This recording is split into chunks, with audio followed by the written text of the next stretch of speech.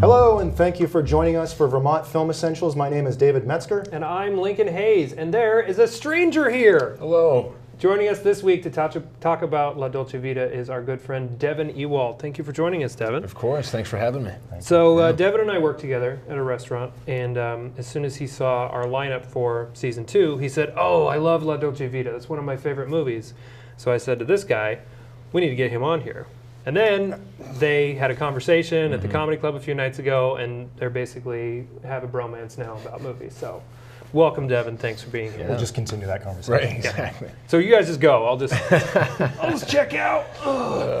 Devon, talk about the first time that you saw La Dolce Vita. I was, about 23, 24. Was working at a video store in Greenwich Village called World of Video, and they had just an extensive library, and I just remember taking it out, and I'd heard things about it. It's obviously its legacy precedes it, and I just remember just being wowed by the cinematography, of course, but just the visual detail, the composition of each shot. Nothing seems inconsequential. Every single shot seems like it's just part of what is just very important to the whole piece. Yeah. And I almost, I needed to watch it again later to really be able to understand things, but I think it was more the visuals that struck me the first time, rather than the storytelling. Even though I did find that interesting, I just was so blown away by Fellini's visual style. Yeah, absolutely. Yeah, same thing. I was probably around the same age. Somehow I got through, 4 years of college, and there wasn't a class that required it, but I knew it was a movie that I wanted to watch. So I ended up doing it on my own. And same thing, like sitting down and watching it, because it seemingly has this plotless narrative. I was more just like, oh my God, this is an amazing set piece. This is an amazing visual set piece. Like, there's certain films that just, the more that I saw La Dolce Vita and just kept going back to it and wanting to watch it again and again, and now I consider it one of my favorite movies. There are certain films that, sometimes it's the story that takes you, and you latch onto it and say, I just love the way this story is told. And some films just kind of burrow in deep, like this deep secret place inside yourself, and they make you feel, no matter, you can't explain it. I don't know what Federico Fellini was thinking when he made this film, or why he made this film, or what his intentions were. And for me, it's like I don't care, because I just care about how it makes me feel every time I watch it. Yeah. Music does that too, and books do that. My favorite example is Van Morrison has a song, Astral Weeks. And it's like, I had no idea what he was thinking about, what it's about, but the way the words hit me and the way the music feels is everything to me, and that's what this whole film and certain sequences of this film do to me.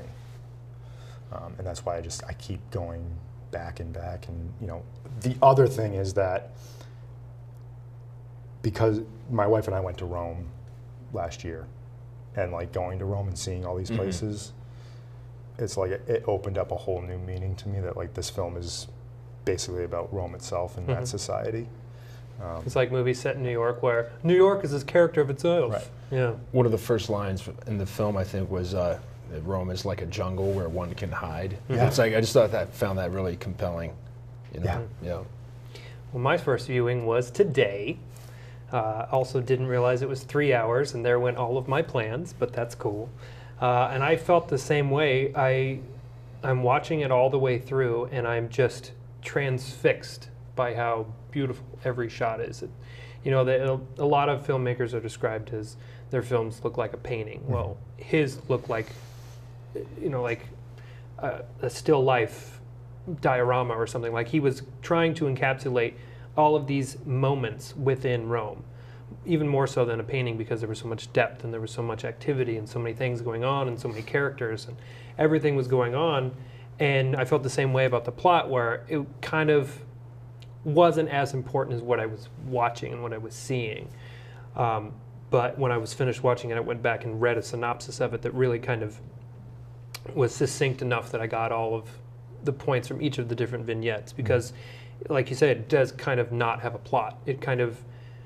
Its plot is emotion in your relationship and how you feel about love, more so than what happens to a character, which is nothing that I've ever seen before. And the way that you said that it hooks you and it just kind of gets you, I felt the same way about Bicycle Thieves, that you just keep thinking about it after you watch it, and you keep going back to certain shots and certain scenes and certain moments with the characters, and you're just like, wow, wow, yeah. And all you can really say is wow, because you think about it and you're like, yeah, that's exactly how you feel in that point in your life, because it's this character struggling with, growing up, being an adult, having adult relationships. What is love? What does it mean to be in love? Who should you love? Who shouldn't you love? What if you don't want to love and you just want sex? What happens when you have a family? And all of these different things perfectly in this film. And in the end, it doesn't matter, because life is what it is, and you take whatever path you take, and that's where you end up. And there's no real resolution to it. I mean, it's a 3-hour slice of life film. You just are watching this man in his life struggle with the things that he struggles with and have his successes and his failures. And in the end of the day, he, walks off on the beach holding hands with a woman. Is he happy? I don't know. Is he supposed to be? Or any of us? It has so many questions that don't need answers. And it's beautiful. And there is just the way that I think I attached myself to Marcello, the character of Marcello, because he's a journalist, he is an observer. Yeah.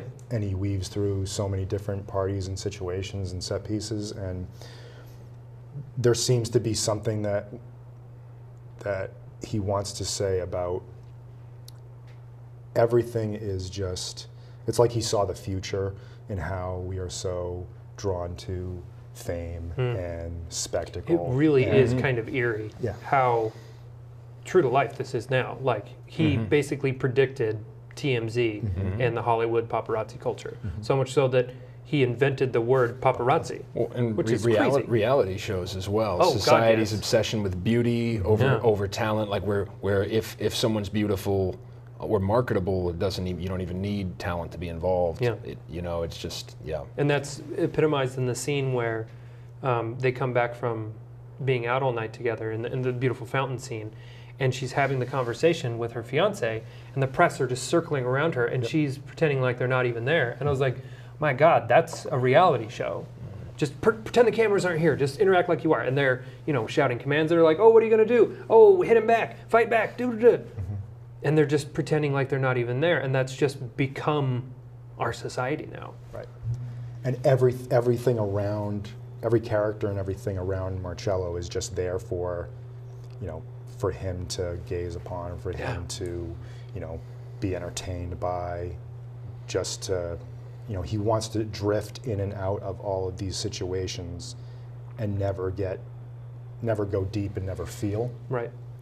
And the moments in the film where he does allow himself to feel something, there's something that takes him away from it or distracts him away from it. Right.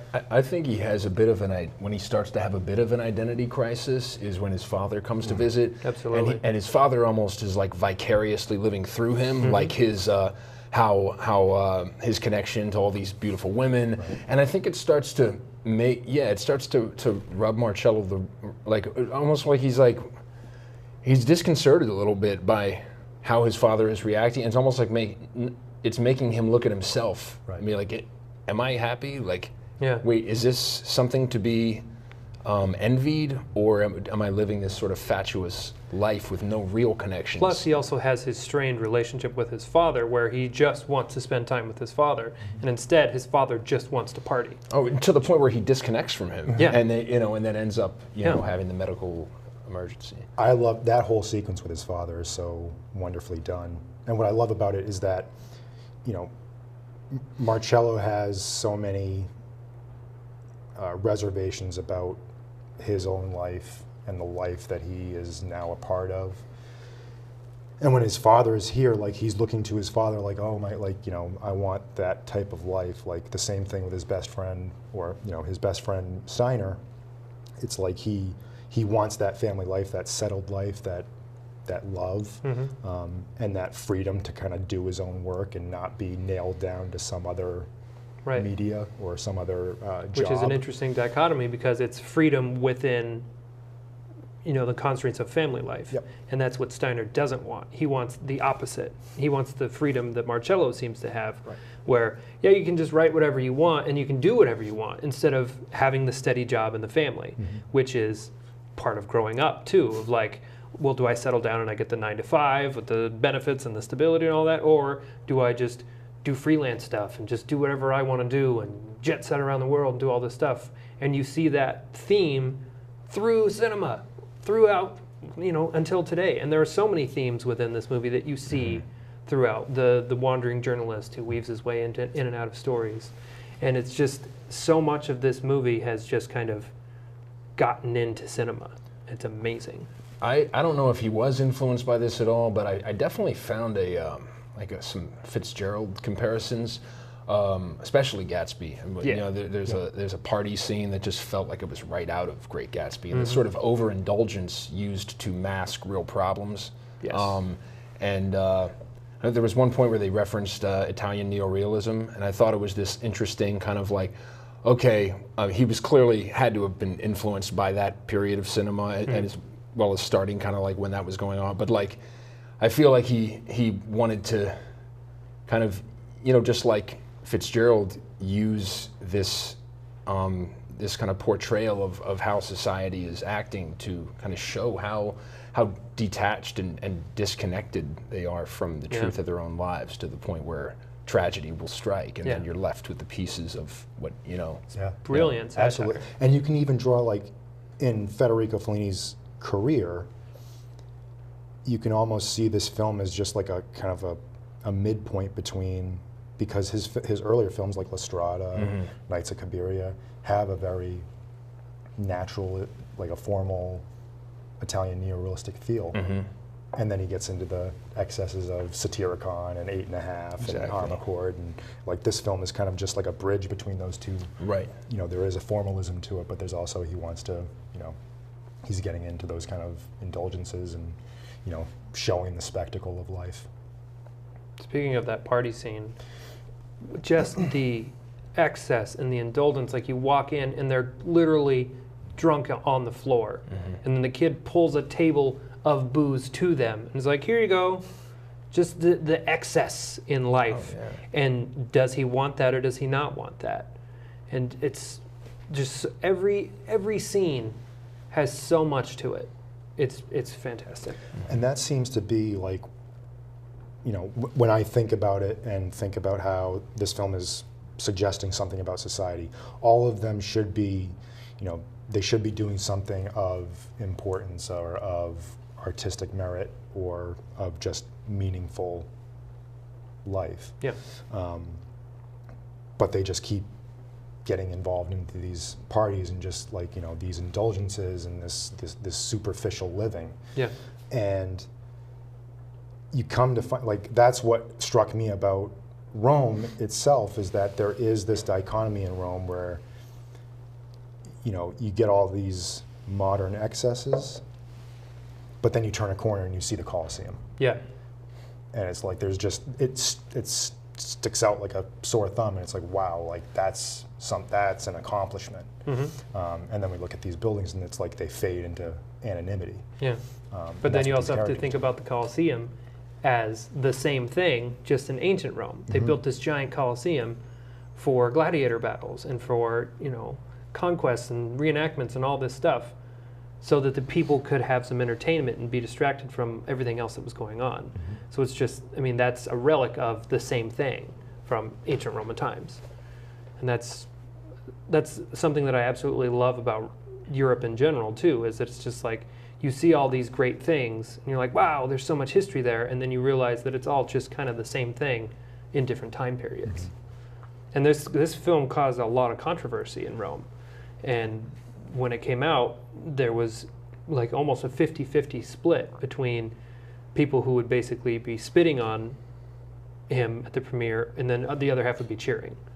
And it was banned in Spain until 1981 because of, it was condemned morally because of just the way that he goes in and out of all these different relationships with people. And I get that. That's insane. And actually this DVD has a introduction by Alexander Payne, and he talks about that as well. And I can completely understand how the Roman people would be like, whoa, that's not us. But then at the same time, they're like, shut up, that's not us. Shut up. Quit telling people that.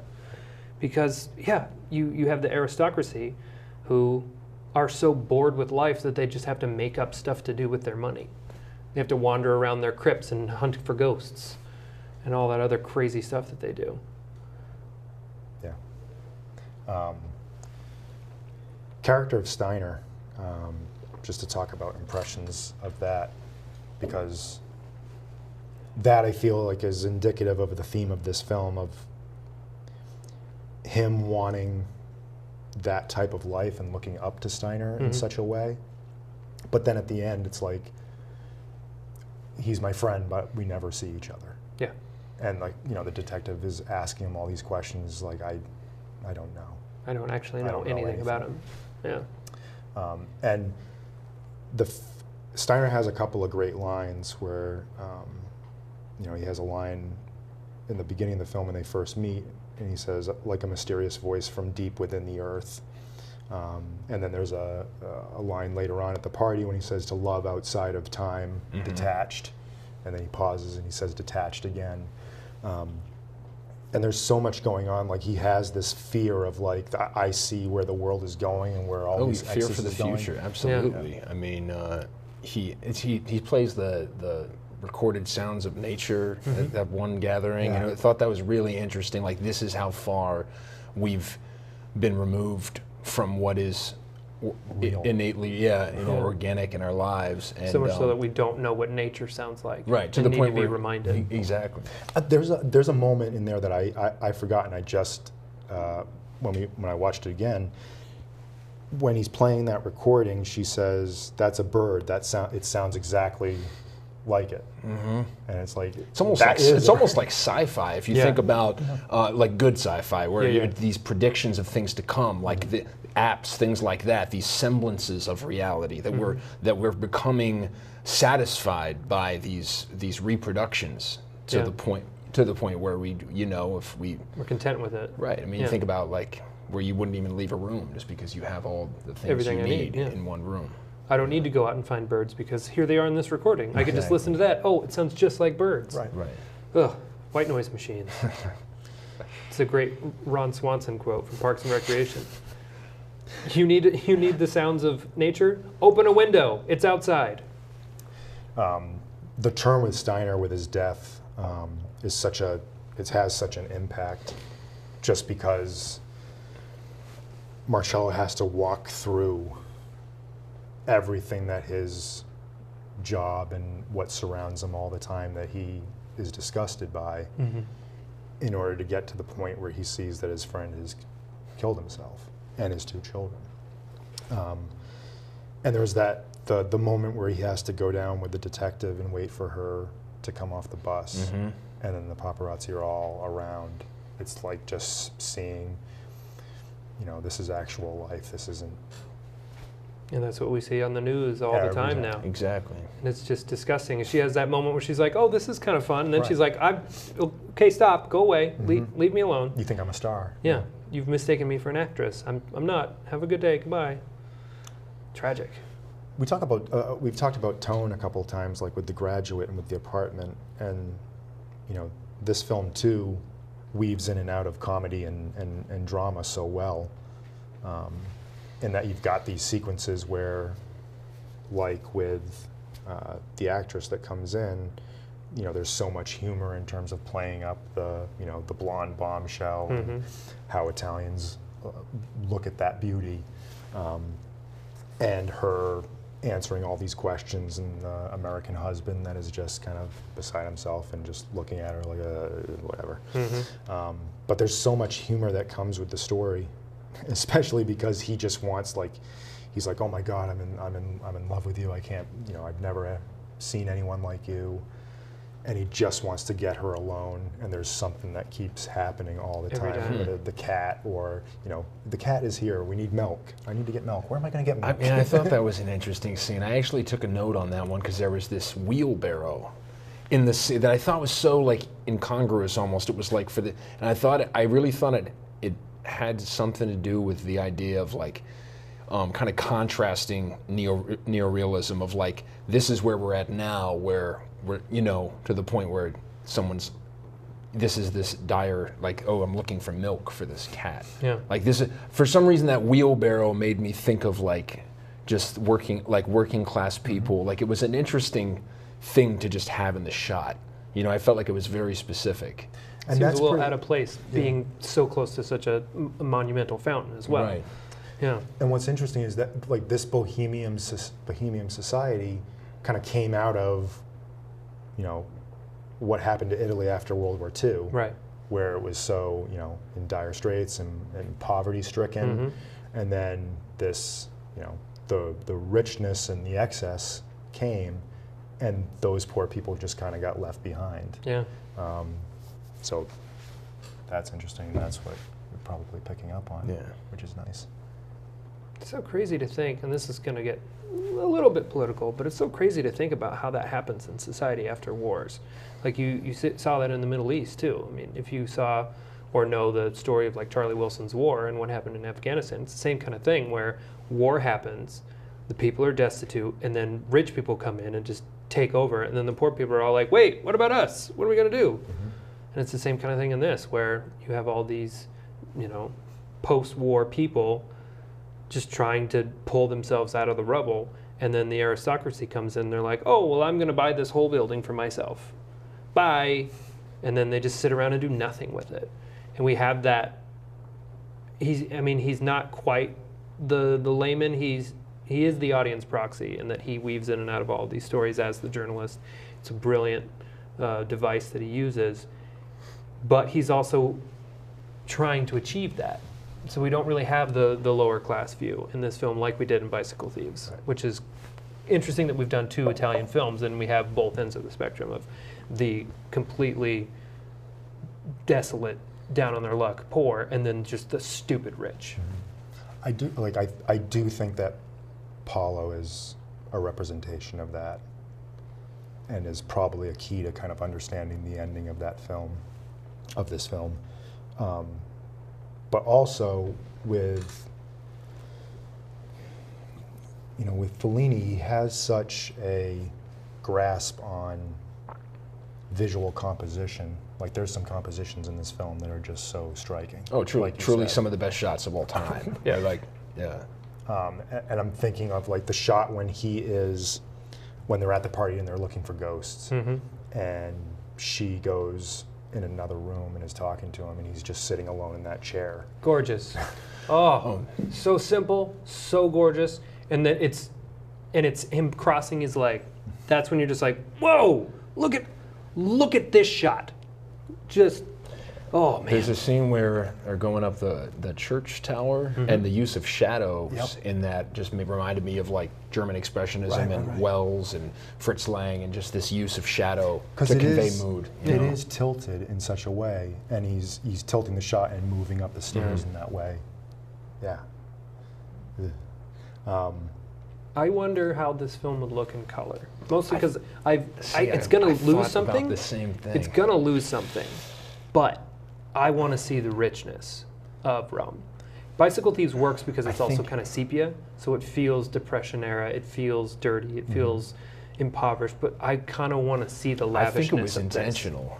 In my opinion, I think he did it in black and white to stylistically kind of suppress the inner life of people and show that it has become this kind of glazed over black and white. Yeah, I mean, and it looks amazing too. But it's. I mean, I do think the part of the emotional undercurrent of the film comes to full view and comes to fruition because of that black and white, because we're not distracted by so many colors and, That's and true. Oh extravagance. my God, can you imagine some of these shots Oh, yeah. in full color? You wouldn't be paying attention because you'd just be like, look at everything, look at, Well, the look at Fellini this. films that have been in color, I mean, Yeah. it's just so striking. I mean, his use of color. It's almost gaudy. Yeah, exactly. And also, like, there's the style of this film. Like, I don't know. I don't think Marcello would look half as good as he looks. No. if he It was is. in The color. first note I took was the essence of stylish. Yeah. Like, it truly is just one of the most stylish films of all time. I mean, Tarantino had to have been influenced by the coolness of his 100%. characters Totally. in suits and the way they look. He is Mr. Blonde. Yeah. Right, exactly. And And the shot of him, aside from sitting in that chair, that just struck me, and I was like, man, he looks cool, is when he's in the little beachside thing, Yeah. and he's writing, Yeah. talking to the adolescent girl, and he just stands up and walks, and the wind's just kind of blowing his tie, and he's got his hands in his pockets, and you're like, ah, I want to go to Italy and write, just on a typewriter. You know, speaking of that girl, I think that the ending, I was thinking about it, and it really, when he sees her, you remember when he sees her, when the sea creature is, and she wants him to come over and talk to her, and he just sort of, he's just like, what? I don't know what you're It saying. almost like shows you like where he's, like after that tragedy, his friend dies, it really like messes with it, and he's just like, he chooses to just completely cut ties with Yeah. that curious side of himself Yeah, that that's wanted why to be he a stops writer. being you a know? journalist, yeah. Yes, exactly. And she's trying to, through like charades and gestures, communicate. And there are parts of it that you can understand as a viewer. You're like, oh, she's trying to, I'm the girl from the place, and he just flat out is like, I can't hear you. He doesn't want to I he's don't made the want- choice to. I'm good. Yeah. I'm gonna go over here and kill myself with booze and drugs. This ending, I think it's one of my favorite film endings. I think. But there's something about the way. So it starts with that shot when they're in the forest, and the camera is panning across the trees onto the beach. And there's something about the way the characters are, where they are in the frame, how they move through it. There's such a haunting feeling to it. And then they get to the beach, and then there's this creature that comes out, and you're wondering what the hell that is and what that means. And they're just studying it and poking at it and wanting to take pictures. One person wants to sell it. Yeah. We could make so much money. And then we have this moment with Poe, and I've always kind of interpreted this scene as that she's saying, like, the life that you are longing for, the life that you want, like, come back with me to my place. We'll dance. You can write your novel, and he just can't hear it. Yeah. And there's something very disturbing about that he can't hear it, and he just is shutting himself away from it. And that shot of him walking away, it's like, nope, I'm not gonna. That's not I'm done with that. with that. Like, I'm disappearing into the forest with this society that is just all You can about almost access. read it as like a de-evolution too, because instead of leaving the sea, we're leaving the forest and returning to the sea. It's interesting. And also the way that it's shot, I feel like, I just saw it, so it's still pretty fresh in my head, but I feel like the camera is moving faster than the actors. So it's almost like we're getting left behind in the woods as we're trying to leave as well. I read somewhere in Wikipedia, in Fellini's whole write-up, that there was some sort of biographical instance where in 1934 there was a beached sea creature that he did have this. It was a woman, actually. Okay. There was a body found on the beach, and the woman was very like pious and had a very good life and all of that. But then the more they investigated, the more they found it was drugs and alcohol and the aristocracy and like all of this partying and hypocrisy, and like revealed a bunch of corruption and bad goings on within the aristocracy at the time. And it's to this day unsolved murder. Like, they don't know if she drowned, they don't know if it was an overdose, they don't know if she was murdered, they don't know. But there was a body found on the beach, and it caused this big uproar within the Roman community, where they all kind of had to take a look at themselves and be like, oh, maybe we're not the best folk. Maybe we're not, this false face that we have on is a big lie. But yeah, I thought that was really interesting symbolism. And then we have the not so subtle, but subtle enough that I didn't get it the first time line, where one of the fishermen says that the fish has been dead for 3 days. And knowing that it's loosely based on that woman, and then here comes this fish, and then its eyes are open and it's seeing everything, and it's like, okay, yeah, I can get that religious symbolism that you're going for here, this fish. Also, giant fish. Oh yeah. I want to know what that was. If there are fish that big, which I think there are, but you know, that's a pretty substantial prop that you guys made. Well done. I mean, it's like so clearly metaphorical of something, because it's just so like random. You're just like, wait a minute, what? Like, what is this? We go to the beach to watch the sunrise, and here's this giant manta ray. Right. And that's why, like, I don't want to know what Fellini was intending with it. Like, I don't want to know anybody else's interpretation of it. I just know that I feel something and I sense something when I see it, and that's just all that matters to me, and that's why the ending like means so much to me. Why I can just watch it all the time and just love something about the sound of that beach, and that little wave that he does. The way the camera like tracks up with him as he stands up. I just noticed that he waves with his left hand, showing no wedding ring as well. He hasn't been tied down. And then the way she waves too. Is like kind of like side, like, yeah. I wonder if that's just an Italian way to do it. It might be. I mean, you know, we have the Queen's wave, and then we have our stupid wave, so that might just be the way they do it. And she looks into the camera. Yeah. Like her gaze kind of goes right to the camera, and then we fade right out. Which I'm wondering if that was a kind of a homage to Truffaut with 400 Blows. Another one of my favorites. Coming up later this season. Can I share my favorite Fellini quote? No, I think you've talked too much, Devon. This one just really struck me. It's not memory that dominates my films. To say that my films are autobiographical is an overly facile liquidation, a hasty classification. It seems to me that I have invented almost everything: childhood, character, nostalgias, dreams, memories, for the pleasure of being able to recount them. So that quote isn't half as awesome as this leather-clad notebook. Courtesy awesome. Of my girlfriend and her daughter. Yeah, it's amazing. That is a dope book right there. Jensen. Appreciate that. What a perfect quote. Yeah. Let's just stew on that for a second.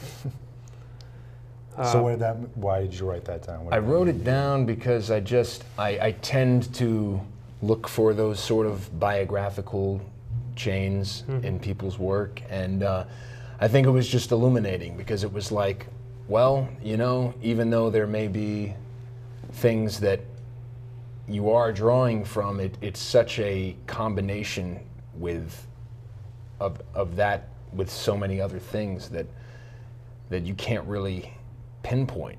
So what, you know, it's almost like what you're talking about, where it's like, why try to find some sort of hidden meaning behind this? It's like, no, it's this perfect mosaic of all these things. Yeah. Some were biographical, some were created in the moment. You know, I mean, it's really sort of forces you to look at the idea of narrative and art in a different way. Yeah. You know? And it's weird that, like, you know, I am drawn to biographical work or work that is autobiographical, and what is interesting is that you get a sense of the honesty and the truth that's behind it if it's something that actually happened to them. But if it's autobiographical to them, I'm not going to watch the movie and like know what is or what isn't. So in a way, like, you know, it could mean something to the artist, and that's great. But once it goes out to the audience, it's like it's theirs to interpret. Yeah. And you know, it could feel something to them, or it couldn't.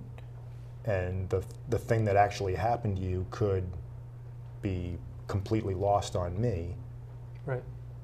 Or the thing that didn't happen and then that they invented could mean the most to me. I mean, I look at it like tasting wine. When people tell people like, nope, that's not a flavor profile of this wine, it's like, well, your palate's not my palate. Yeah, you know what what I mean? I It's got the out same of it. thing with art. I just, Yeah. that's what I love about it. I have a friend who's a musician, and one of his songs that is his most popular, it's called Pulling Away, and it's beautiful. It's him on guitar singing about leaving his girlfriend in New Mexico. And he's like, I'm just so surprised that people love this song, and it's the one that, they sing along with and they enjoy the most, because it was a really, really hard time in my life. Right. Like, I had a life in New Mexico with this girl, and it just got to the point where that wasn't what I needed anymore, and I had to break up with her and I had to leave, and it's literally about me pulling away from you. And it's just so fascinating the way that people will respond to art like that, when they're like, oh, I love this song so much, and you're like, this song is devastating to me. I'd rather not play it all the time, but here we go. I'm going to sing it for you. And then every time he does a show, play that song. Yeah. No, it hurts. You're opening wounds is what you're doing to me. I do Where do you wanna also go think from that here? it's fascinating that pretty much everyone in this film, except for maybe Emma, is a horrible person. Like, there's very few redeemable people in the film. Even the very tertiary characters like his father. He's not a great man. Like, you meet him and he seems very jovial and fun, and you're like, oh great, he's get to hang out with his dad. And then you find out that he was never there. He's a deadbeat. And then he meets this woman, and then they start flirting and doing all this stuff, and all he wants to do is like, and it's so funny because in the first scene when they're together, his father's like, oh, you can go have some fun. Go do what you want. You don't have to worry about me. He's like, no, let's go do something. Let's go to a club or something like that. When really what he wants to do is just spend time with his father. So then they go and do that thing, and then his father's swept up in the lifestyle and the fun of all of it and feels young again and goes off with the woman, and then he's sitting there again going, I just want to spend some time with my dad. Then he has the health issue, which, probably is a mild heart attack. And then he immediately is like, no, I just need to go home. I'm going to go home. And he's like, but no, Dad, I want to spend time with you. I want you to stay. I want to take care of you. He's like, no, I'm just going to go. I'm going to go home. And then he just leaves him there in the street as he drives away in the taxi. And you're just like, then what was the point of him coming to visit you? And that is another indication to him that he doesn't want to be a father. He doesn't want the life, because, yeah, it's fun to go out and do all this stuff, but when do you find time for your kids? I always read that as just that moment with his father, as, his father is, like you say, vicariously living through his son's world. And then it gets to the point where he's reminded of, I'm an old man and I can't be doing this. I can't do this and anymore. I am embarrassed and Yeah. I just need to go back home. Yep.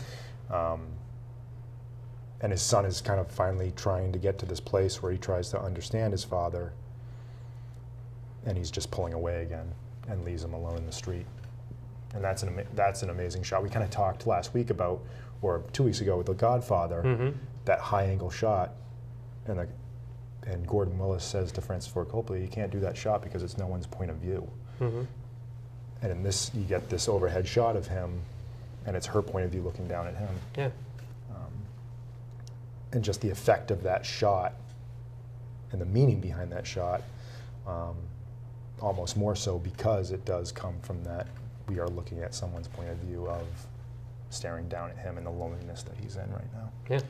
I see Marcello representing this sort of middle ground between the two extremes of, like, he almost represents the choice, the choice of whether to completely surrender yourself to hedonism or to live a more grounded, moralistic life. And it's like he's pulled in either direction. Yeah. And he dislocates from either, he kind of has this inner code about himself where it's, if someone challenges what he's doing, he's just like, well, it's my job, that's what I do, it's, kill me. And he's just, like, he doesn't allow himself to have his foot in either one. Yeah. And that's what's interesting about his character too, is that he's so, we always say, like, the great characters kind of make choices throughout the story, and this is a character that makes, he almost stands his ground to make no choice throughout the whole film, and he's just getting pulled. Fellini has a very interesting relationship to women in his films. Like, I feel like, like he worships them, and at the same time is like, hesitant to like really commit. Like, it's like this idea of like, it's like a prototypical feminist, where he's like, they're great, but I also have to show how they're treated. And the scene where he's riding the woman around and dumps water on her and then covers her with feathers is hard to watch. It's very difficult to watch, and I wonder how that scene played out at the time. When was this out? 60. So we have, women being slapped, women being pushed around by the men. Is it a commentary on that this is happening and we should pay attention to it? And then we also have the juxtaposition of Robert slapping her and telling her to go to bed, and then beating him up and it not affecting him the same way that it affects her. I thought that was interesting, the way that was played as well. And there's we have basically four representations of women throughout the movie. And one is like this godlike, high above the clouds representation of a woman. His fiance is, you sense that she loves him so much, but that makes her emotionally distraught, and she's just torn. And he can't, it's like too real for him. And then we have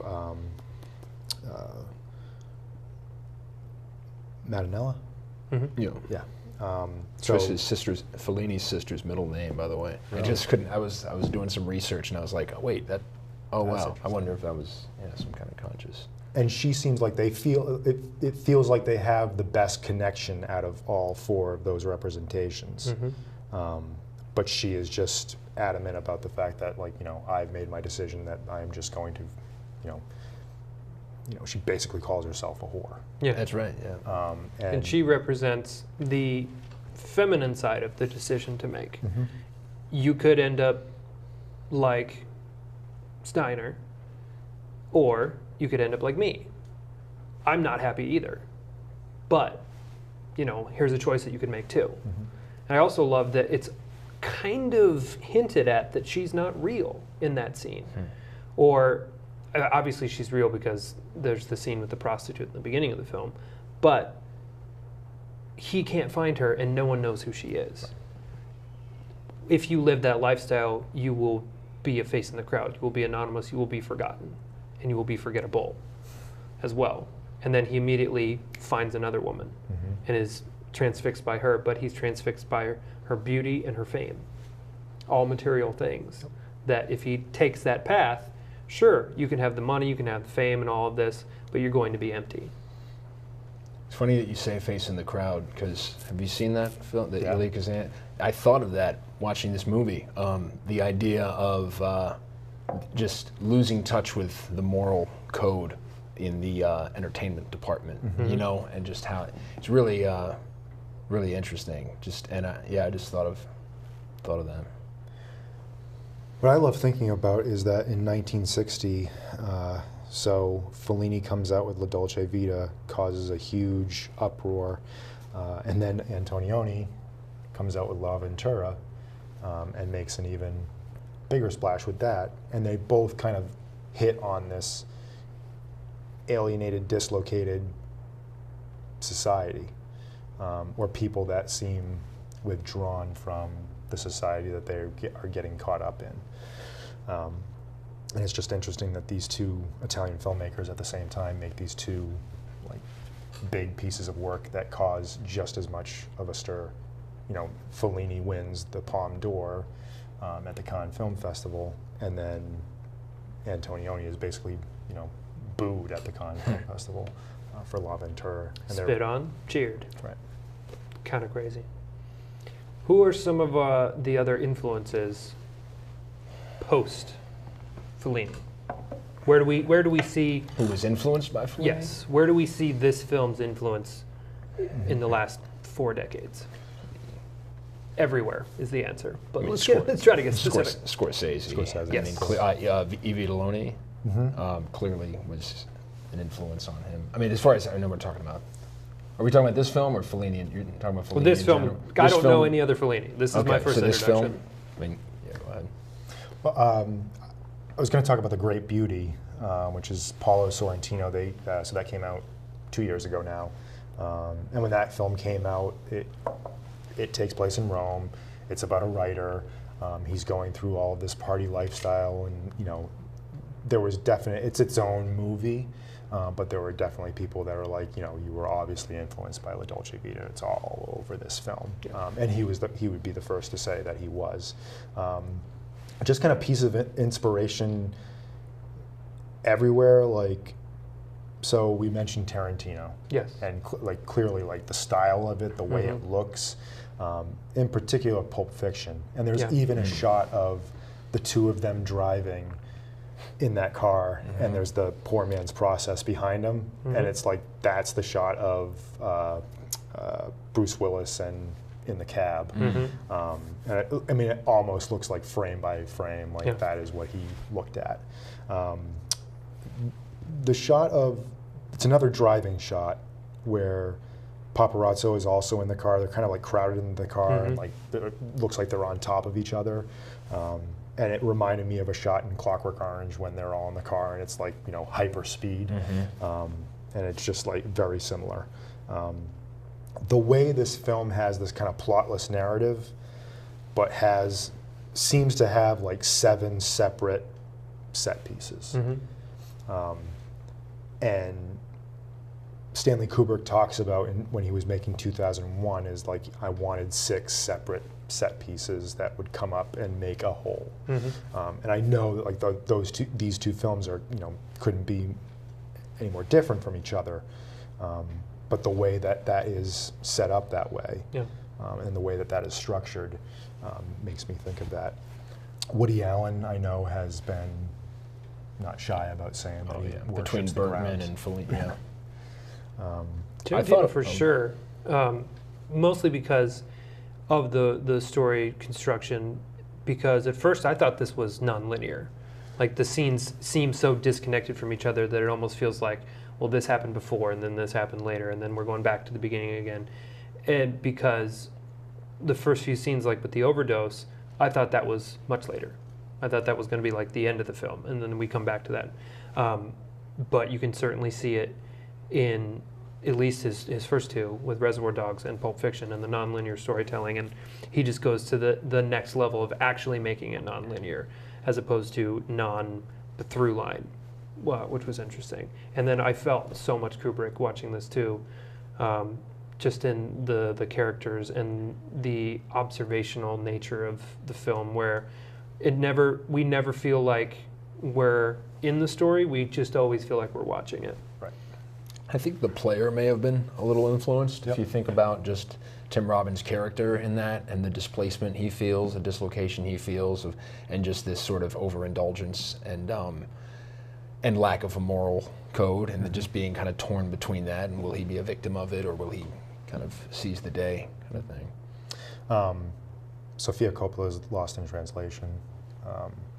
Not that it just has that same feeling to it, and they even I think they have a scene of this film on TV at a certain point in the movie. I love that stuff.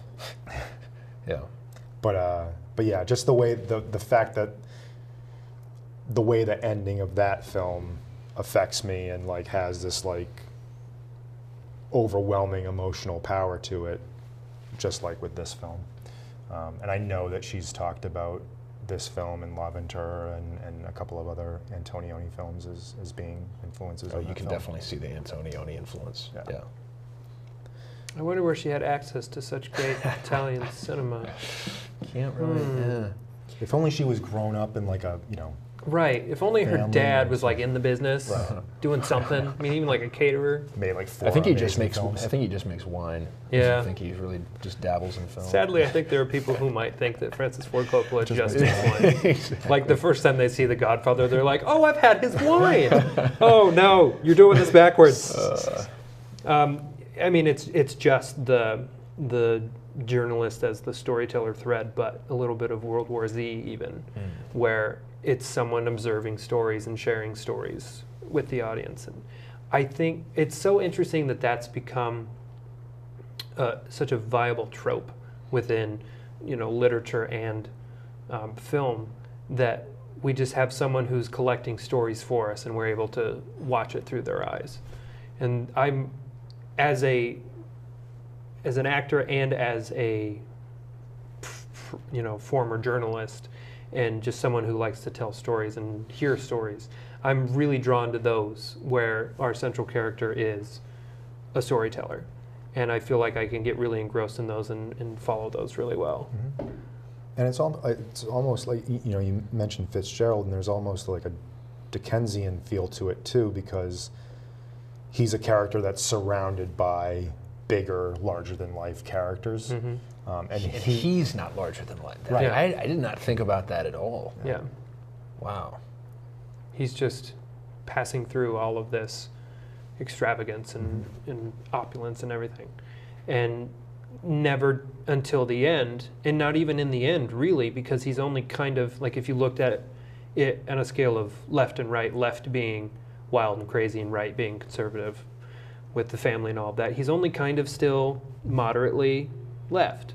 He hasn't gone all the way. Yes, he tries to get, he tries to turn it into an orgy, but that doesn't even work, because you can see in his performance in that scene, in his performance to his friends, he's just kind of going through the motions. He's not actually trying to engage everybody in an orgy. He's just like, well, this is what we should do. You should hook up with him, and you two should hook up with them, and you and I should get together. But never does he like force it or act on it to a degree of like, oh, this is a little rapey. It's always just kind of talk. Mm-hmm. He never really goes all the way. Right. And I do think like that. I always try to find the hope in everything. But this ending is just, I was don't thinking think the same he's thing. There's no room for hope. No. Yeah, and that It is what it is. that could be a a statement about how Fellini felt about our future like as a warning. species. To be honest, not just because there's so much American commentary in this as well. I thought of Eloge de l'Amour. Mm-hmm. There's the scene where I feel like he's kind of like ragging on Spielberg a little bit, just poking, but in this it's like there's this scene where Sylvia's husband, or the American actor, he was drunk and like he's asleep in the car. Mm-hmm. And then someone says something about like, I can't believe he was Tarzan or something. I just thought it was an interesting commentary on America and well, because I feel like we invented celebrity to the degree that it is, because obviously in Europe we had the royals and things like that,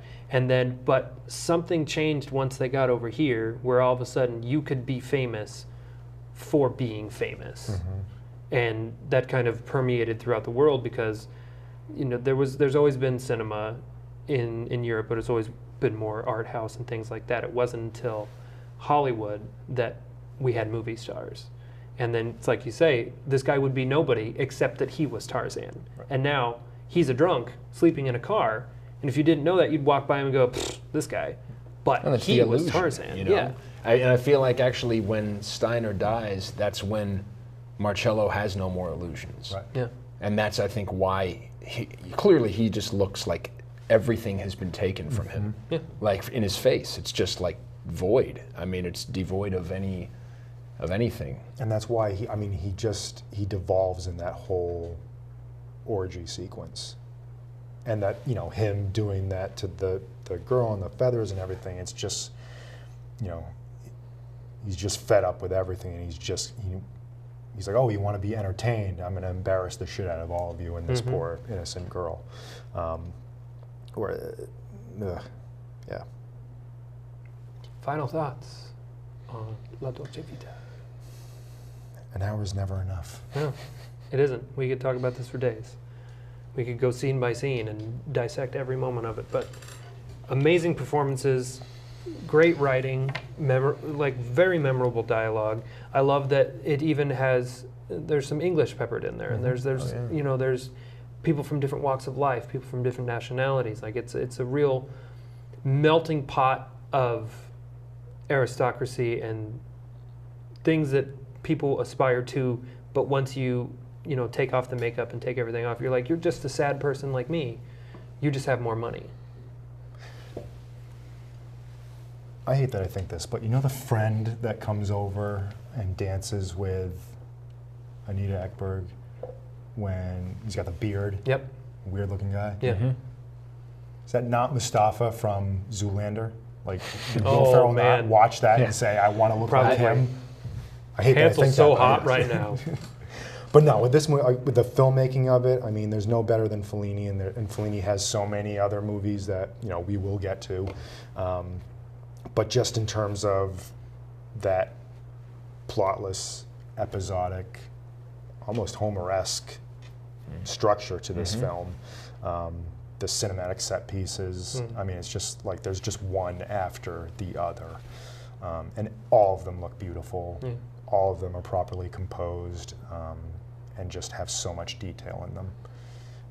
You find yourself going through, I was pulling stills to put in this, and it's like you look at it and you're like, oh my God. I like pause. I actually, one thing I used to do is I would pause a shot and I would sketch it because of how strong the lines were or just shading and things like that. And that's truly what you should aspire to as a cinematographer in a film like that. Absolutely. What are some other Fellini films folks should check out? For sure, I Vita Loni, just because if you like Diner, if you like Mean Streets, if you like American Graffiti, if you like Swingers, even for a modern take on it, it's just like it's all over this film. La Strada is just amazing. Maybe and Anthony Quinn's emotional. best performance. Absolutely. And then he does La Dolce Vita, 8.5. Omnicord, which we will watch, and it is wild. It is crazy. That film, like I saw, they did a Italian cinema weekend retreat, and they showed Omnicord, and I'm watching it, and it was the last film that they showed, so it was late at night. I go home, I have like crazy dreams, and I woke up and I'm like, was that in the movie? Did I really see that, or was that a dream? So that is just a wild movie. And I love the way Rome looks in this film, and being there was just a trip on itself. But I had to torture my wife and go to the Trevi Fountain and recreate a scene and get a picture of that. So I had to do that, and I'll put it up. I'll shamefully put it up on this episode. Please do. I wanted to say real quick, so my favorite film of all time is Touch of Evil, and I like Worship Wells, and I felt like that was his, like the one where he just took everything he ever knew about film and put it into this grandiose masterpiece where he kind of turned noir on its head, and just it was this extravagant art piece. Sure. That's how I feel about this film. He's as much a student of film as Wells, and art and everything that goes into visual cinema, and I feel like it just its sheer length and the fact that its length is justified. Yep. Yeah. I mean, it's remarkable. I never did get bored. 3-hour movie, I didn't get bored. I got up a couple times just because 3 hours, but I was never bored. Normally when I watch a movie and I'm checking my Facebook, doing this or that, I couldn't even do any research because I didn't want to miss anything. And there are so many little moments in it too that are just like throwaway lines or gestures or looks between characters that if you're not paying attention, you're going to miss it. It's a film to be studied, absolutely. And it can be appreciated the first time as this moving piece of art. Yeah. But then once you realize that it's actually brilliantly written, I mean... One of the best. Yep. Faux show. Well, Devon, thank you so much for joining us today and Thank being you. our first guest. I hope I don't fall. Where can folks find you online if they'd like to? They can find me if you look up cultural chemistry or the Aztecs. That's my music. Yeah, I mean, He's in a... Slinky he's in a- Says Relax. Oh, yeah, Slinky. Improv comedy with the Comedy Club, Let's see. That will be the day after this June episode. 15th. June 15th. Yeah. At the Comedy Club, so you can go see Devon do some improv. Nice. Yeah, and he was a guest on my podcast, What the Hell Are You Watching podcast, and we talked about Cloverfield, so you should check that out, because that's one of our best episodes. It was really, really Had a fun. great time. David, what are we doing next week? Next week we're doing our Charlie Chaplin's Modern Times, one of the great silent comedies from way back in the day. Yeah. And I'm excited for you to see it. For the first time. And this will be the oldest film that we've watched too, I think. Mm-hmm. So that'll be exciting. Yes. Cool. All right, well, thank you so much for joining us for Vermont Film Essentials this week. Thank you, Devon, for being our guest. And hopefully we'll have you back sometime in the future. Great. Until then, I'm Lincoln Hayes. I'm David Metzger. Thanks for watching and listening. See you next time.